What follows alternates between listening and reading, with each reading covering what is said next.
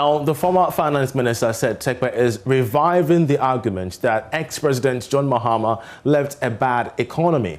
According to him, Mr. Mahama's administration left the economy on a sound footing. And as such, today's economic indicators, including the rising debt, suggest that the economy is no better than in 2016.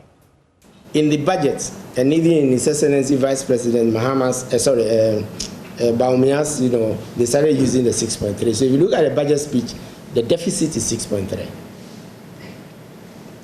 It's either stated as 6.3, 6.5, or 6.8, which in any event is less than 9, 10, or whatever. Now, note that, and that was my fourth point, which I suspended. If the deficit went down in 2016, who brought it down? Mills on another. Yeah. So you see, that's why I said the offset itself was clumsy. From a fiscal perspective, it's clumsy. I don't know who was advising. So the consolidation which they're talking about, which started, was supposed to be, so in 2016, then the deficit went down to 4.1. So in actual fact, the deficit went down from 6.1 to 4.1. That's 2% only. Not some magical 5% or whatever, no. Because Mahama brought a deficit and reduced it, by this, definition. So if there was any consolidation that was really done, right, then it was done by Mahama. But then this is the administration.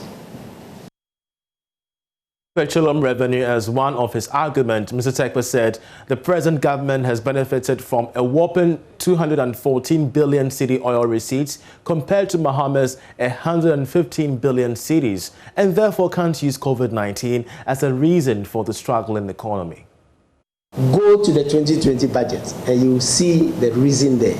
The reason there was that the 2020 budget, the 4.7, did not include any provision for energy sector costs and bailout costs, and it was adjusted after the IMF adjusted it.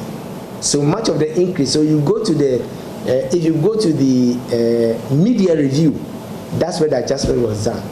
The media review, COVID was fully funded from the IMF, RCF, and from the World Bank, RCF loan, and all those things. They were fully, covered. So what increased the deficit from 4.7 to 11% or 13% had to do with the energy cost, which was left out in 2020, had to do with the